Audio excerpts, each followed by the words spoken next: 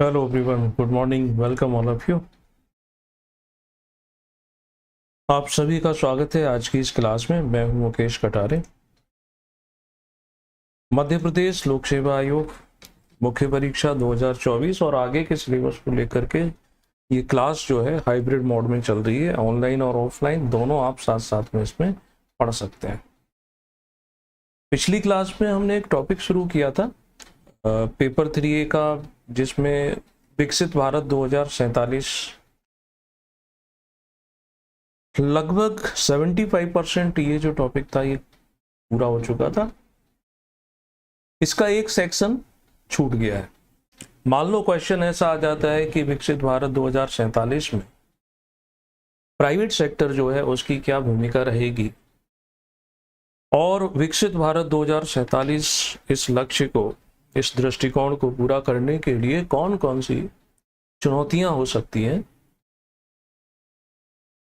तो ये आप देखें कैसे करते हैं। पहले हम ले लेते हैं कि प्राइवेट सेक्टर, इसकी क्या भूमिका रहेगी। Role of private sector at the rate 2047 ना। हम जानते हैं कि विकसित भारत 2047 एक दृष्टिकोण है, एक सोच है। किस बात को लेकर के ये सोच है? ये सोच है कि हम अपने भारत को विकसित बना सकें। आज़ादी के 100 सालों के बाद डिटेल में, विस्तार में जो इसकी चर्चा थी वो हम पिछले लेक्चर में कर चुके हैं। प्लेलिस्ट बनी हुई है, उसमें जा करके आप उसे देख सकते हो। ठीक है, अब आते हैं इस टॉपिक पर डायरेक्टली।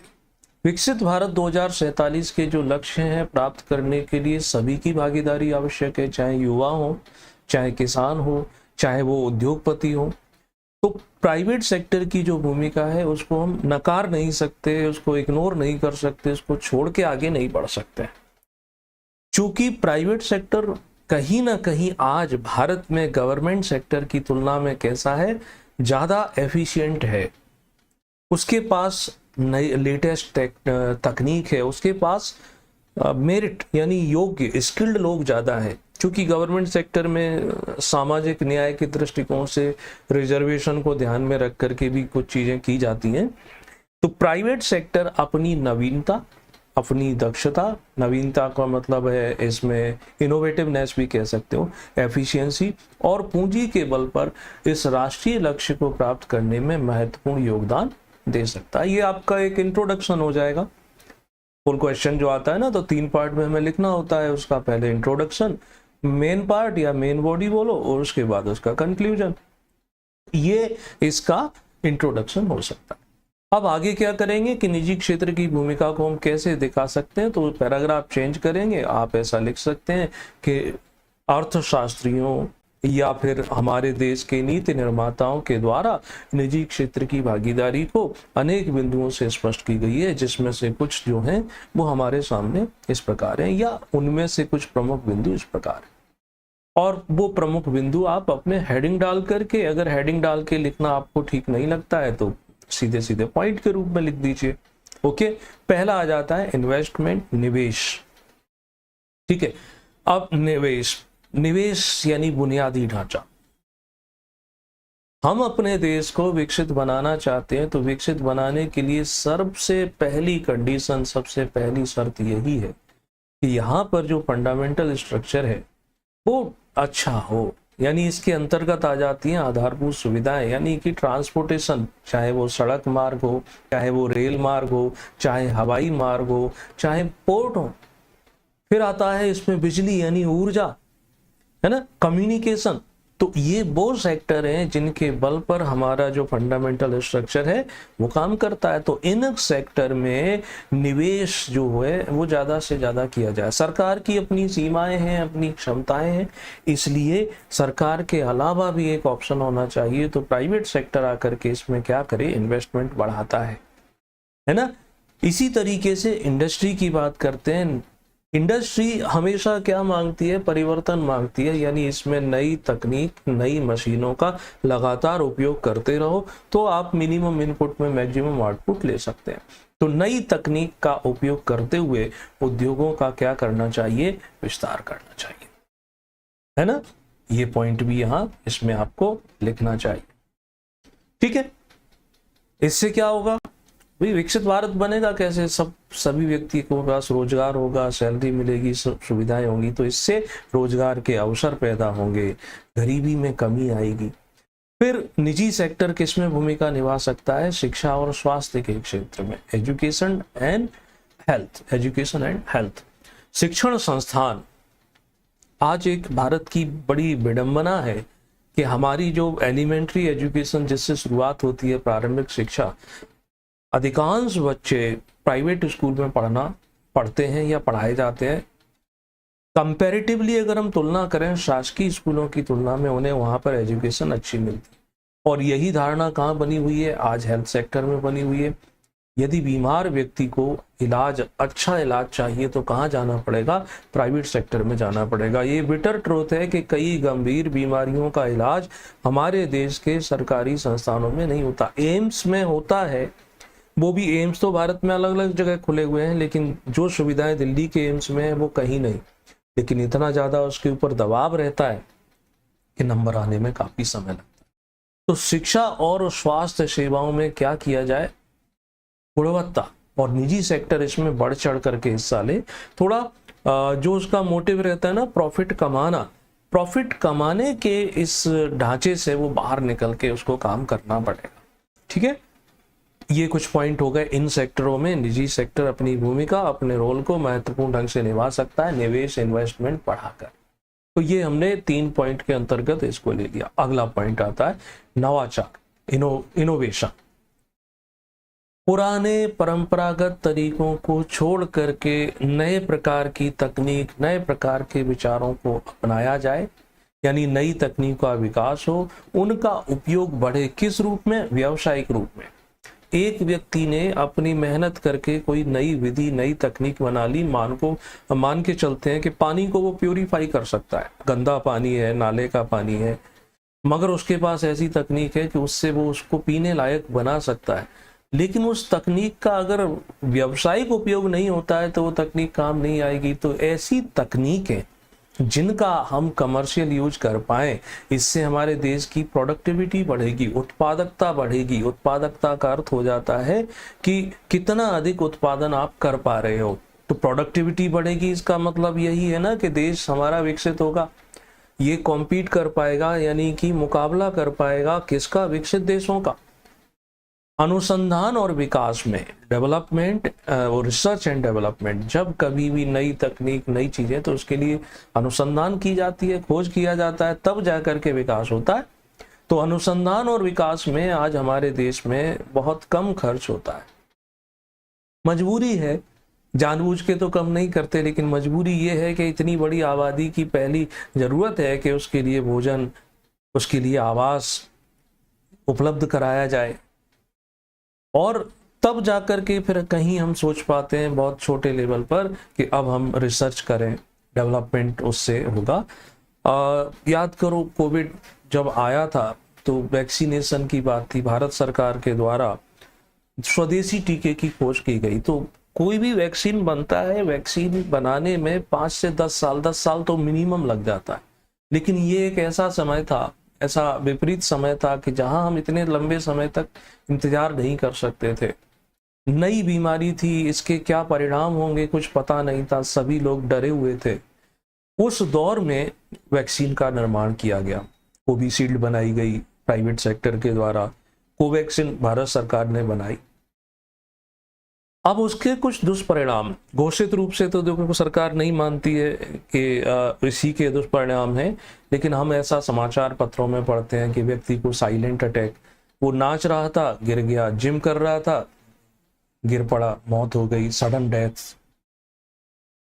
कुछ ऐसी न्यूज आई हैं जिनमें कहा गया है कि शायद इसके दुष्परिणाम रहे हों, कुछ लोगों पर क्लोटिंग हो जाती है। तो कहने का अर्थ ये है कि अनुसंधान पर जब ज्यादा से ज्यादा खर्च होगा, सरकार के पास पैसा कम है तो प्राइवेट सेक्टर उसमें थोड़ा सा रोल निभाएगा, तब हम जाकर के जनता के लिए जरूरी, उनको सुविधा देने वाले, उनकी आवश्यकताओं को पूरी करने वाले नए उत्पाद बना सकते हैं, नई सेवाएं डेवलप कर सकते हैं। स्टार्टअप्स है ना, स्टार्टअप ये शब्द अभी तो थोड़ा इसमें देखने को मिलता है कि बहुत ज्यादा ग्रोथ तो नहीं हो रही है। जितने स्टार्टअप शुरू होते हैं अगले 1, 2 या 3 साल बाद उनमें से 95% जो है बंद हो जाते हैं। उसके बारे में एक रिपोर्ट ये कहती है कि भारत के जो स्टार्टअप हैं, स्टार्टअप का मतलब होता है कि नए नवाचार यानी नए विचारों को लेकर नई तकनीक का प्रयोग करके कार्य करना। लेकिन हमारे देश में ज़्यादातर स्टार्टअप क्या होते हैं, वो कॉपी कर लिए जाते हैं कि किसी दूसरे जगह स्टार्ट हुआ, बस उसी प्लान को कॉपी करके थोड़े बहुत चेंजेस के साथ यहाँ स्टार्ट करते हैं। तो स्वाभाविक बात है कि वो फेल होगा, असफल होगा। मगर फिर भी जो वास्तव में जिनके साथ इनोवेशन किया गया है उनको प्रोत्साहित किया जाए। प्रोत्साहित करने का मतलब है, आप जैसे आज के समय में मान के चलो मैं आपको क्लास ले रहा हूँ, आप ऑनलाइन यूट्यूब के माध्यम से निःशुल्क इस क्लास को अटेंड कर रहे हैं। अब मैं निःशुल्क रूप में सोचने वाली बात है कितनी क्लासेस आपको दे पाऊंगा। जनरली सामने वाले के मन में ये रहता है कि यूट्यूब से हमें पेमेंट मिलती होगी एडवर्टाइजमेंट के रूप में, बहुत कम, नाम मात्र की, जिससे तो हम ये मान के चलो ये जो पेन टैब का यूज करते हैं वो भी नहीं खरीद सकते। तो यहाँ क्या होता है कि सरकार को करना चाहिए कि ऐसी चीजें जहां ज्यादा से ज्यादा लोगों का हित जुड़ा हुआ है उनको फाइनेंशियली अगर सपोर्ट करे, उनको उनके पास अगर किसी रिसोर्सेज की कमी है वो उनको उपलब्ध कराए, तो इससे हम जो है विकसित होने में महत्वपूर्ण भूमिका निभा सकते हैं। और यही काम प्राइवेट सेक्टर भी कर सकता है, फंडिंग के द्वारा कर सकता है। अपना जो उनका एक्सपीरियंस है सालों का, उस एक्सपीरियंस को उनको शेयर कर सकते हैं। वो अपने उस तकनीक को लार्ज स्केल पर ले जाना चाहते हैं तो उसके लिए वो अपना नेटवर्क प्रोवाइड कर सकते हैं ना, ये सब बातें हो सकती। सेकेंड पॉइंट हुआ। तीसरा, प्राइवेट सेक्टर अपनी भूमिका निभा सकता है सोशल रेस्पॉन्सिबिलिटी, सामाजिक जिम्मेदारी। प्राइवेट और पब्लिक यानी निजी और सार्वजनिक में अगर मोटे तौर पर हम अंतर देखें, निजी और सार्वजनिक, तो अंतर क्या होता है कि इसका जो मोटिव होता है वो होता है लाभ कमाना और इसका मोटिव रहता है सेवा करना। आदर्श रूप में हम इसकी बात कर रहे हैं कि आइडियली पब्लिक सेक्टर ये माना जाता है कि वो सेवा करने के लिए है और पब्लिक वेलफेयर, और प्राइवेट सेक्टर है वो अपनी सेवा स्वयं की करने के लिए। लेकिन अगर हम देखें तो सार्वजनिक सेक्टर सेवा तो करता है मगर उस सेवा का परफॉर्मेंस वास्तव में कितना हुआ, सेवा कर भी रहा है कि स्वयं सेवा कर रहा है, करप्शन।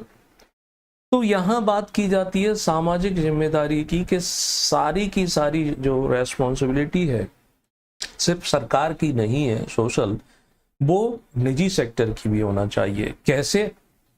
जैसे कॉरपोरेट सामाजिक रेस्पॉन्सिबिलिटी, कि समुदाय के विकास में योगदान देना, चाहे वो सेक्टर एजुकेशन से संबंधित हो, शिक्षा से संबंधित हो, स्वास्थ्य से संबंधित हो, पर्यावरण संरक्षण से, और निभाता भी है मगर इसको और ज्यादा बढ़ाने की आवश्यकता है।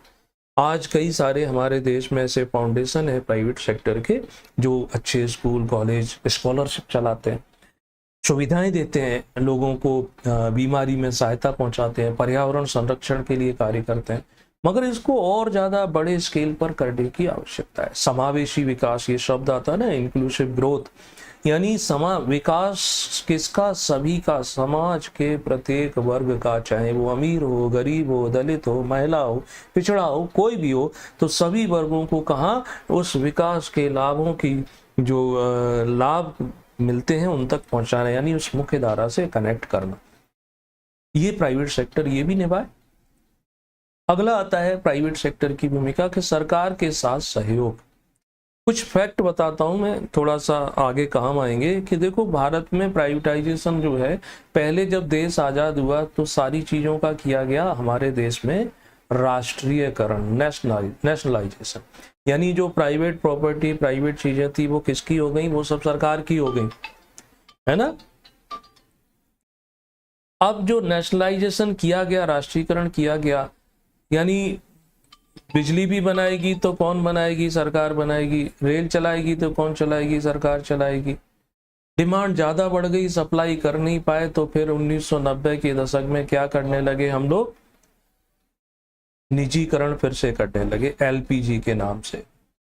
तो एक तरीके से साइक्लिक प्रोसेस चल रही है ना, पहले सब राष्ट्रीयकरण हो रहा है, उसके बाद राष्ट्रीय से क्या हो रहा है, प्राइवेटाइजेशन हो रहा है, निजीकरण हो रहा है।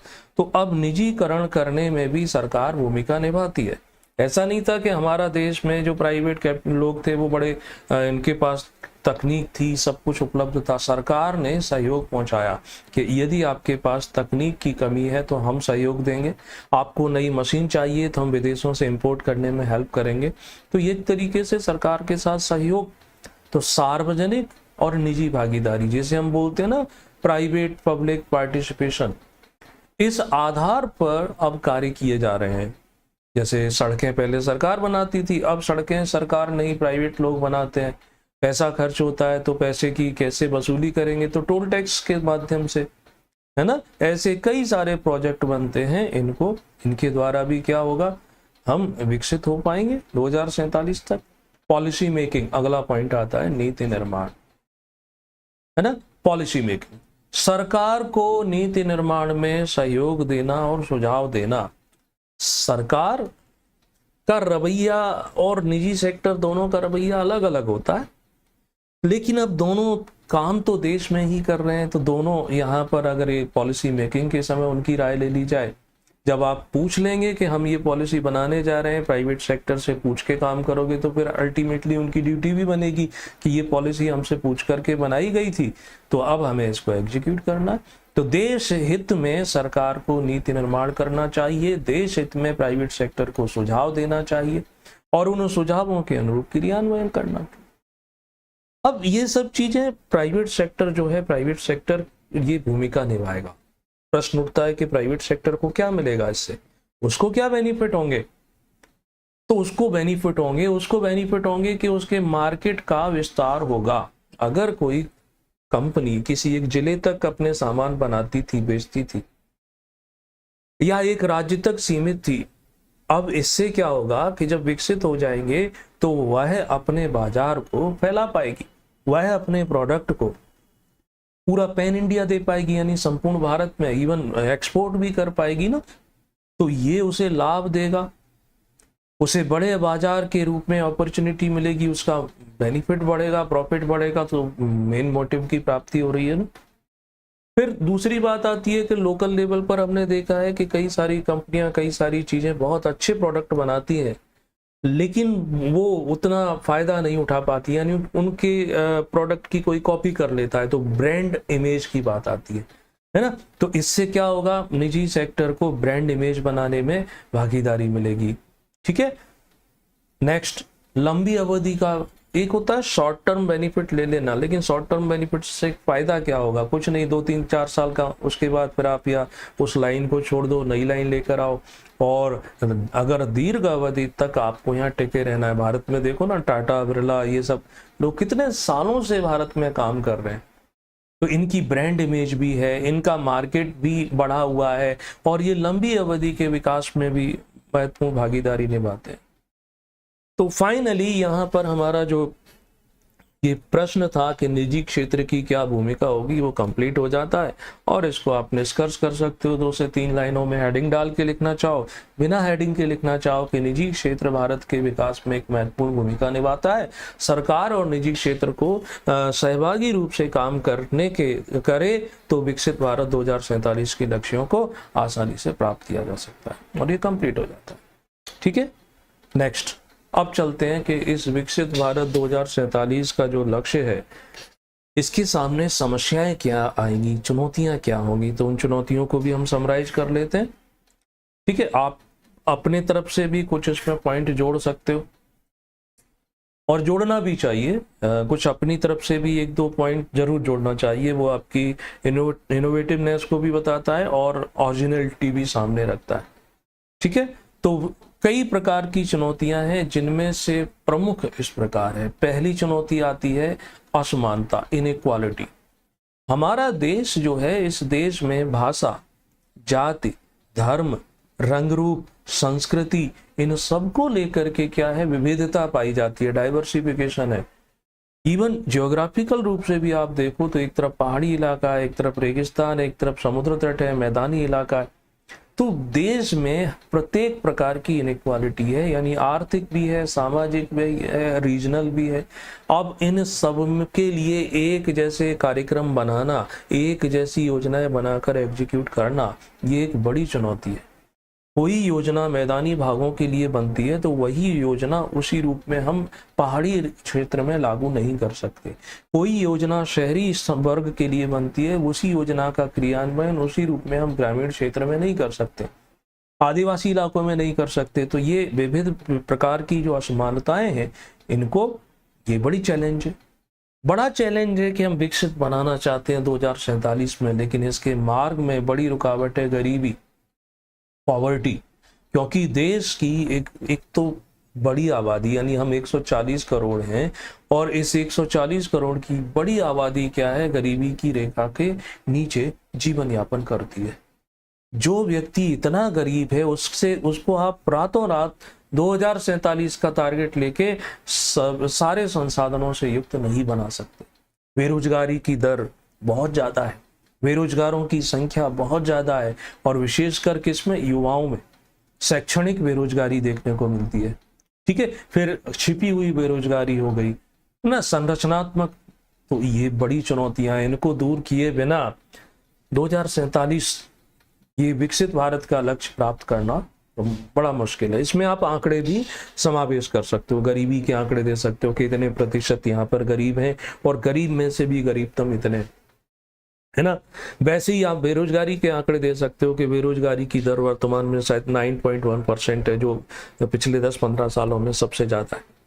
वैसे ही शिक्षा और स्वास्थ्य, एजुकेशन एंड हेल्थ, ये भी बड़ी चुनौती है। शिक्षा अच्छी मिलेगी, क्वालिटी वाइज मिलेगी, तब तो व्यक्ति कार्य कर पाएगा। और हमारे देश में अभी आंकड़ों में बस नंबर है, क्वालिटी वाइज एजुकेशन नहीं प्राप्त है। और हेल्थ सुविधाएं आप देख ही सकते हो, रोज हम समाचार पत्र पढ़ते हैं कि बारिश हो गई, रास्ता बंद था, जो प्रेग्नेंट महिला थी उसको लोग खाट पे रख करके या डंगा डोली करके हॉस्पिटल ले जा रहे हैं, या उन्हें समय पर इलाज नहीं मिला इसलिए मौत हो गई। तो ये शिक्षा और स्वास्थ्य, इसकी स्थिति बहुत खराब है हमारे देश में। कई स्थानों पर प्रति व्यक्ति हॉस्पिटल में बिस्तरों की उपलब्धता, प्रति व्यक्ति डॉक्टर की उपलब्धता, ये आज भी हमें निचले पायदान पर रखती है।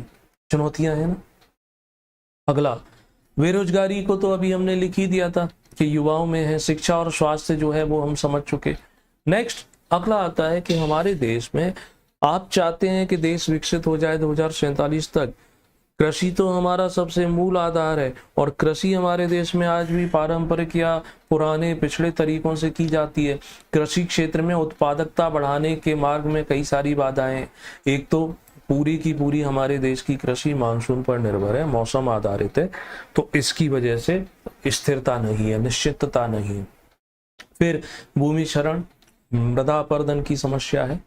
किसान महंगे बीज मिलते, रासायनिक उर्वरकों की कमी भी है कई स्थानों पर। अभी पिछले दिनों डाटा आया था कि मध्य प्रदेश का किसान और पंजाब हरियाणा के किसान कौन कितना ज्यादा उर्वरक यूज करता है, तो वो कई गुना उर्वरक यूज कर रहे हैं, और हमारे देश में, हमारे राज्य में भी उर्वरक की उपलब्धता भी नहीं है। फिर दूसरा बात आती है कि ग्रीन रेवोल्यूशन अपने पीक पर पहुंच चुका है, ये और ज्यादा प्रोडक्शन नहीं दे पा रहे, और जो उससे प्रोडक्ट बन रहे हैं, यानी जो एग्रीकल्चरल प्रोडक्ट हैं, वो उनमें टॉक्सिक लेवल जा रहा है। तब हमें क्या चाहिए, अब हमें ग्रीन रेवोल्यूशन सेकंड वाले की ओर जाने की आवश्यकता है, यानी कि जेनेटिक मॉडिफाइड जो बीज हैं, फसल हैं, उनका प्रयोग किया जाए। तो ये भी बड़ी चुनौती है। बड़ी चुनौती किसी भी सेक्टर में आ जाती है बुनियादी ढांचे की, है ना। बुनियादी ढांचा यानी सड़क, ट्रांसपोर्टेशन, पावर, एनर्जी सेक्टर जिसे कह सकते हैं, कम्युनिकेशन, संचार कह सकते हैं, इनकी अभी स्थिति इतनी अच्छी नहीं है। तो वो बुनियादी ढांचे में सुधार की आवश्यकता है। ये बड़ा चैलेंज है ना। ऊर्जा सुरक्षा, अभी हम जो जितनी बिजली पैदा होती है और जितनी डिमांड है उसमें बड़ा गैप है।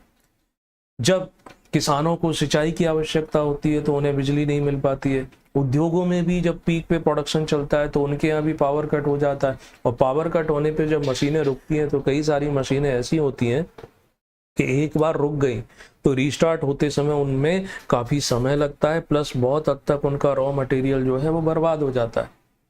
तो ऊर्जा सुरक्षा, पानी, ये बड़ी समस्याओं के रूप में आता है ना, पानी के रूप में, या जल संसाधन, वाटर रिसोर्सेस। तो पानी की कमी है, पीने की पानी की कमी है। फिर कहीं इंडस्ट्री लगा दी गई तो वो पीने का पानी प्रदूषित होने लगता है, या इंडस्ट्रियल वेस्ट के रूप में नदियों में छोड़ दिया जाता है, नदियां हमारी प्रदूषित है। तो ये कैसे होगा? और फिर भ्रष्टाचार, सोने पे सुहागा, करप्शन, कहीं पर भी चले जाओ, किसी भी सेक्टर में चले जाओ, भ्रष्टाचार एक बड़ी समस्या है।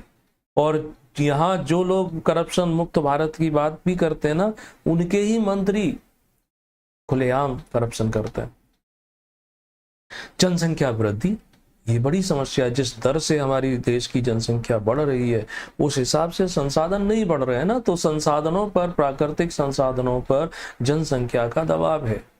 पहले एक किसान था, उसके 4 बेटे थे, तो उसके एग्रीकल्चरल लैंड से उसका गुजारा हो जाता था। 4 बड़े हो गए, चारों की शादियां हो गई, उनके 4-4 बेटे हो गए। अब वो एग्रीकल्चरल लैंड तो उतनी ही रहेगी, तो उस पर दबाव बढ़ेगा कि नहीं बढ़ेगा? इसी के अनुसार प्रत्येक संसाधन पर दबाव बढ़ता जाता है। ठीक, फाइनली निष्कर्ष कर सकते हैं कि इन चुनौतियों का समाधान करने के लिए क्या किया जाना चाहिए? तो बात आती है कि सहभागी रूप से प्रयास करो, मिलकर प्रयास करो। तो कौन कौन मिले? सरकार भी मिले, प्राइवेट सेक्टर भी मिले। और ऐसा नहीं कि सरकार मिल गई, प्राइवेट सेक्टर मिल गए, हम नागरिक कुछ नहीं करेंगे। नहीं, सिविल सोसाइटी, नागरिकों को भी मिल करके काम करना चाहिए। आखिर देश विकसित हो रहा है, इसका अर्थ है हम सब विकसित हो रहे हैं, तो हम सबकी सहभागिता इसमें आवश्यक है।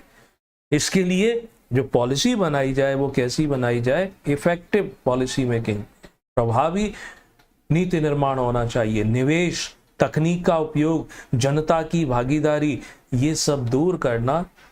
जब तक इन सबको हम दूर नहीं करेंगे, हम अपने विकसित भारत 2047 के लक्ष्य को पूरा नहीं कर सकते हैं, बल्कि हमें फिर से एक नए चैलेंज के रूप में लेना पड़ेगा कि अब हम 2047 नहीं, 2147 में पूरा करेंगे। 200 साल लग जाएंगे।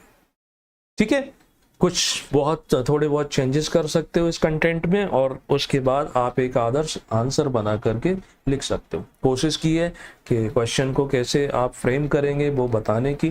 फिर भी आपको यदि कोई प्रॉब्लम आती है तो जरूर आप पूछ सकते हो, कमेंट सेक्शन में जा करके लिख सकते हो। आप हमें अलग अलग जो सोशल मीडिया प्लेटफॉर्म है वहां से भी संपर्क कर सकते हो। वीडियो लाइक, शेयर, कमेंट कर सकते हैं। आप फेसबुक पर जाएं, वहां पर पेज एंड ग्रुप दोनों बने हैं, वो ज्वाइन कर सकते हो। आप इंस्टाग्राम पर, टेलीग्राम पर, हमारी जो वेबसाइट है वहां से आप हमें व्हाट्सएप के द्वारा भी कांटेक्ट कर सकते हो। तो ये टॉपिक यहीं समाप्त करते हैं। कल स्टार्ट करेंगे इसी पेपर का, पेपर 3A का दूसरा टॉपिक। इसमें हमने विकसित भारत 2047 पूरी तरीके से कवर कर दिया है। राष्ट्रीय आय की अवधारणा थी, वो कवर कर ली है। अब जो नए टॉपिक है उनको स्टार्ट करेंगे। तो उम्मीद है ये आपके लिए हेल्पफुल होगा।